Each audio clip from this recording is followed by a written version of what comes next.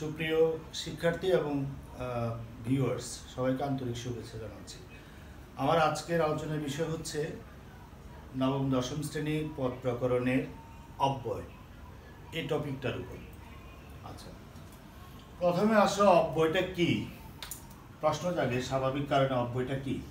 অব্যয়, অব্যয় কথাটা এর আগে আমরা পড়েছি, নব্যয়, যার কোনো ব্যয় নেই, যার কোনো ব্যয় নেই, যার কোনো পরিবর্তন নেই। ঠিক আছে, বইটা আসলে আজকে একটু অফ ট্র্যাকে আলোচনা করি। আমি এই বইয়ের কথাগুলো আলোচনা করার আগে একটু এই অন্যভাবে বিষয়টাকে উপস্থাপন করার চেষ্টা করি।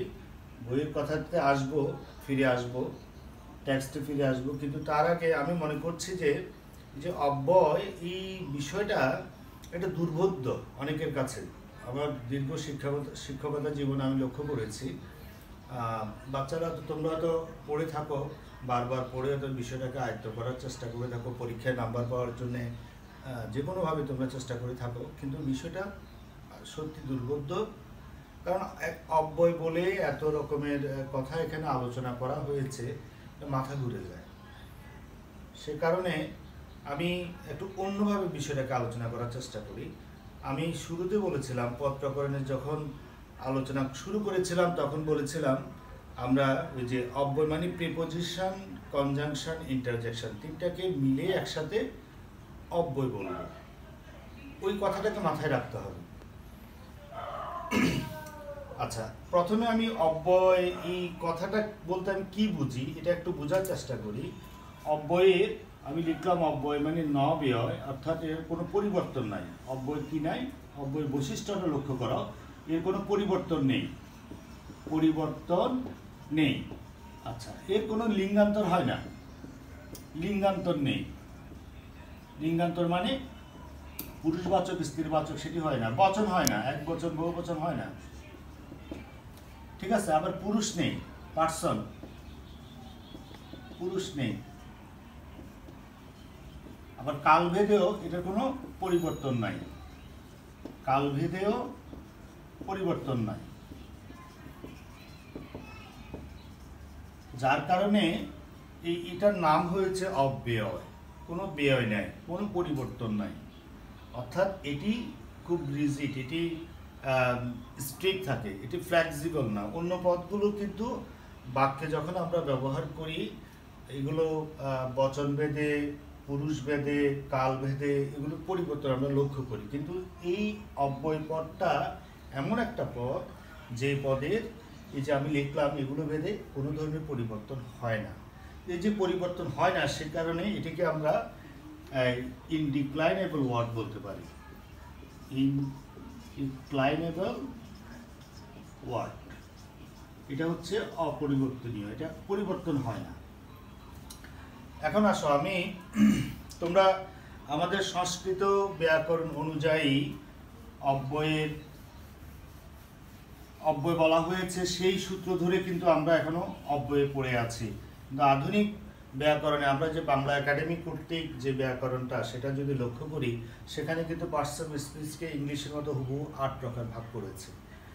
আবার ডক্টর মোহাম্মদ শহীদুল্লাহ কিন্তু তার যে বাংলা ব্যাকরণ, সেখানেও তিনি দেখিয়েছেন, আলাদা করে বলেছেন, যোজক বলেছেন, কনজাংশনকে, তারপরে প্রিপোজিশনকে অনুসর্গ বলেছেন, ইন্টারজেকশনকে একক অব্যয় বলেছেন। বাংলা একাডেমিও অনেকটা সেরকম বলেছে। আমরা একটু বোঝার চেষ্টা করি। আমরা ধরো প্রিপোজিশন, তোমরা প্রিপোজিশনটা সবাই বুঝো। আমি যে প্রিপোজিশন, কনজাংশন, ইন্টারজেকশন, এই তিনটা কথা মাথায় রাখো। তিনটাকে একসাথে আমি ইংলিশে বলছি অব্যয়। প্রিপোজিশন, কনজাংশন এবং ইন্টারজেকশন, এই তিনটাকে আমি বলছি একসাথে অব্যয়। তো প্রিপোজিশনের কথা একটু যদি বলো, যে মনে করো আমি লিখলাম যে in the pond, in the পন্ড।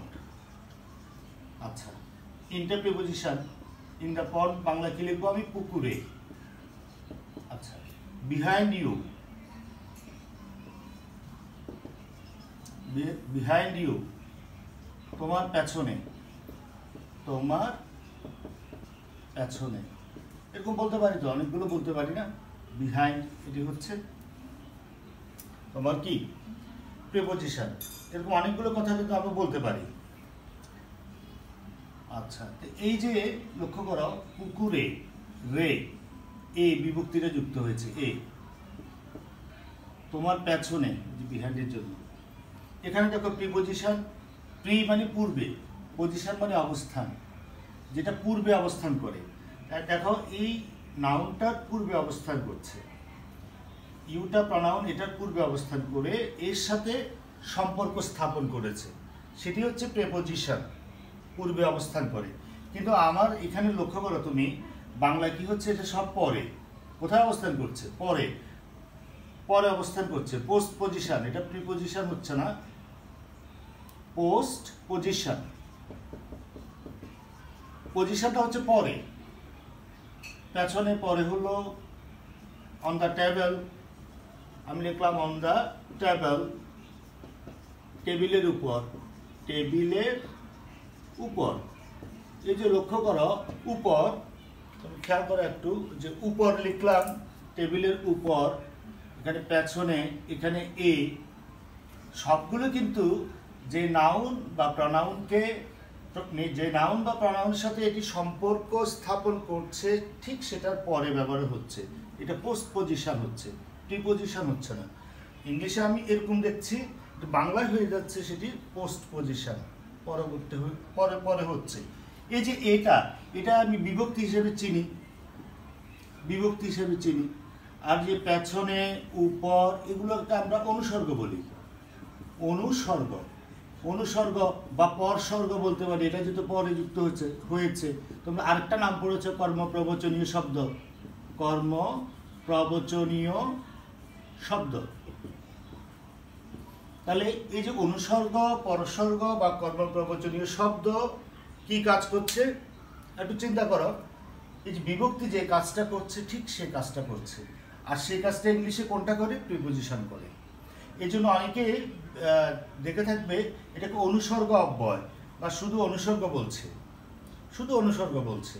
অনুসর্গ এবং বিভক্তির যে পার্থক্যটা, বেসিক পার্থক্যটা হচ্ছে, তোমরা দেখে থাকবে যে বিভক্তি হচ্ছে অব্যয়সূচক শব্দাংশ, বিভক্তি হচ্ছে অব্যয়সূচক শব্দাংশ, এগুলো শব্দাংশ, খণ্ডিত অংশ। আমরা এর আগে বলেছিলাম ইনফ্র্যাকশনাল সাফিক্স, ক্ষুদ্রাংশ, শব্দাংশ। এটি শব্দের পরে বসে বাক্যের মধ্যে একটা পদের সাথে একটা পদের সম্পর্ক স্থাপন করে এবং অর্থ প্রকাশে সাহায্য করে। অনুসর্গ তাই করছে। অনুসর্গটা কি করছে? অনুসর্গটা শব্দের সাথে সম্পর্ক স্থাপন করছে, সম্পর্ক স্থাপন করছে শব্দের সাথে, এবং বাক্যের মধ্যে বাক্যের অর্থটাকে প্রকাশ করতে সাহায্য করছে, আর কিছু নয়। সুতরাং অনুসর্গ এবং বিভক্তির কাজটা একই, একই কাজ। আমরা অনুসর্গ যখন পড়েছি, তোমরা পড়ে থাকবে হয়তো, অনুসর্গ বা কর্মপ্রবচনীয় শব্দ তোমার বইয়ের শেষের দিকে আছে। সেখানে বলা হয়েছে বাংলা ভাষায় এমন কিছু স্বাধীন অব্যয় শব্দ আছে যেগুলো কখনো বাক্যের স্বাধীন রূপে ব্যবহৃত হয়, আবার কখনো শব্দ বিভক্তি নেয় বাক্যে ব্যবহৃত হয়ে বাক্যের অর্থ প্রকাশে সাহায্য করে। সুতরাং মূল কাজটা হচ্ছে বাক্যের অর্থ প্রকাশে সাহায্য করা। ঠিক আছে? তাহলে অনুসর্গ বিভক্তির বেসিক যে পার্থক্যটা, বিভক্তি হচ্ছে শব্দাংশ। বিভক্তির মধ্যে আবার এই যে তৃতীয়া বিভক্তি তোমরা পড়েছো, তৃতীয়া, তৃতীয়া এবং পঞ্চমী, এই দুটো বিভক্তি কিন্তু শব্দাংশ নয়। এই যে দ্বারা দিয়ে কর্তৃক, এটা শব্দ, দ্বারা দিয়ে কর্তৃক, এটা হচ্ছে তৃতীয়া, এবং হইতে, থেকে, চেয়ে, এগুলো হচ্ছে পঞ্চমী। সুতরাং এই যে এই তৃতীয় এবং পঞ্চমী বিভক্তি, সেগুলো আবার অনুসর্গ এর মধ্যে আছে, এগুলোকে অনুসর্গ বলা হয়। একটা জায়গায় মিল আছে, বিভক্তিকে আমি শব্দাংশ বলছি, কিন্তু এগুলো ছাড়া, তৃতীয় এবং পঞ্চমী ছাড়া অন্য বিভক্তিগুলো শব্দাংশ। আর অনুসর্গটা একটা শব্দ, এটা অব্যয়সূচক শব্দ, অব্যয় শব্দ। এর মধ্যে অনুসর্গের মধ্যে তৃতীয় এবং পঞ্চমী বিভক্তিও আছে। আচ্ছা, এরপর আসো, তোমার মনে করো কনজাংশনের কথা। কনজাংশনটা কিরকম? তোমরা জানো যে মনে করো আমি লিখলাম যে করিম অ্যান্ড রহিম, তাহলে এটা দুটো বাক্যের মধ্যে এটা সেন্টেন্স হয়নি, করিম অ্যান্ড রহিম দুটো পদ বা দুটো শব্দের মধ্যে সংযোগ স্থাপন করেছে। আচ্ছা, আরেকটা খেয়াল করো, ডু অর ডাই অর দুটো ক্লজের মধ্যে কি করেছে? সংযোগ স্থাপন করেছে, বিয়োগ সম্বন্ধ, একটা সম্বন্ধ স্থাপন করেছে বা সংযোগ, যেটাই বলি এগুলো আমরা চিনি, অ্যান্ড, অর, বাট, এগুলো সব হচ্ছে তোমার কনজাংশন। এটি হচ্ছে কনজাংশনের কাজ হচ্ছে যে সংযোগ স্থাপন করে, বিয়োজন সম্পর্ক দেখায় কিংবা সংকোচন সম্পর্ক দেখায় শব্দের মধ্যে। আচ্ছা, তাহলে অনুসর্গ বা প্রিপোজিশন, এই যে প্রিপোজিশন এবং কনজাংশনের কি কাজ, এখন এই কথাটা বলি। একটা জিনিস লক্ষ্য করবে যে আমি প্রিপোজিশন বলেছি, কনজাংশন বলেছি, এই দুটোর কাজ কি? এই দুটোর কাজ হচ্ছে তোমার ব্যাকরণিক কাজ। ব্যাকরণিক কাজ, এটা আবার কিরকম ব্যাকরণিক কাজটা? এটা এরকম, যেমন মনে করো আমরা যে কোনো মনের ভাব প্রকাশ করার জন্য যখন বাক্য ব্যবহার করি, হ্যাঁ, শব্দের মালা গাঁথি এবং এই শব্দের মালার মধ্য দিয়ে যে বাক্যটা আমরা রচনা করি বা ব্যক্ত করি, এর মধ্যে একটা অর্থ, এই প্রত্যেকটা শব্দ অর্থটাকে বহন করে নিয়ে যায়, তারপর সেটি একটা পূর্ণাঙ্গ একটা অর্থ বা মনের ভাবটা প্রকাশ করে। তাহলে এই যে এই সবগুলো পদ, noun, pronoun, verb, adjective, adverb, এমনকি তোমার ইন্টারজেকশন, যেটাকে আমরা বলছি ইন্টারজেকশন, এই সবগুলো, এই কয়টা পদ কিন্তু অর্থকে, আমি যে শব্দগুলো বাক্যে ব্যবহার করছি পদ, তখন এই বাক্যের অন্তর্গত প্রত্যেকটা পদ মিলে এই আলাদা আলাদা করে অর্থটাকে বয়ে নিয়ে যাচ্ছে, একটা পূর্ণ একটা অর্থ দিচ্ছে। হ্যাঁ, এই প্রত্যেকটা পদ কিন্তু সেই অর্থবাহী, noun, pronoun, verb, adjective, adverb, interjection, এই 6টা পদই কিন্তু অর্থকে বহন করে নিয়ে যাচ্ছে, এগুলো অর্থবাহী। কিন্তু এই প্রিপোজিশন এবং কনজাংশন অর্থবাহী নয়। এটার কাজ হচ্ছে শুধুমাত্র গ্রামারের কাজ, ব্যাকরণের কাজ। এটি কি করছে? গ্রামারের কাজ কেমন? এই যে আমি যে পদগুলো বা শব্দগুলো বাক্যের মধ্যে ব্যবহার করছি, সেই শব্দগুলোর সাথে এই একটা লিঙ্ক আপ করছে, সংযোগ স্থাপন করছে অর্থটাকে, বাক্যের অর্থটাকে পরিষ্কার করার জন্য।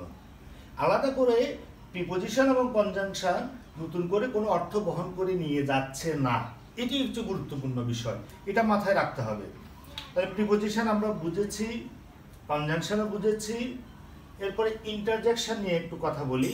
ইন্টারজেকশনটা তোমরা জানো, এটাকে কেউ বলে বিস্ময়সূচক শব্দ, আবার কেউ বলে আবেগসূচক শব্দ। আমরা এটাকে আবেগ শব্দ বলবো, ইন্টারজেকশনকে বলবো আবেগ শব্দ। আবেগ শব্দগুলো কেমন? বিস্ময় বললে মানুষের মন খুবই বিচিত্র। আসলে এই বিচিত্র মনের কত ধরনের বহিঃপ্রকাশ হয় সেটি বলে করে শেষ করা যাবে না। তার মধ্যে বিস্ময় একটা। যেমন আবেগের মধ্যে, আবেগ বললে সবগুলোকে মোটামুটি কাভার করে। যেমন আমি যদি বলি উফ, আমার খুব ব্যথা লেগেছে, পায়ে ব্যথা লেগেছে, উফ, হ্যাঁ, হুররা, we have won the game, আমরা হুররা বললাম, আনন্দের একটা বহিঃপ্রকাশ। ধিক্কার, ছি বললাম, এটা একটা ধিক্কার জানাতে বা এই নিন্দা জানাতে। তো এরকম অনেক শব্দ আমরা সম্মতি জানানোর জন্য হা বলি, অসম্মতি জানানোর জন্য না বলি, এরকম অনেক শব্দ কিন্তু আমরা ব্যবহার করে থাকি। এগুলো কিন্তু অর্থ আছে, অর্থবাহী। সেগুলো হচ্ছে আবেগ শব্দ। এক কথা বলতে পারি আমরা আবেগ শব্দ।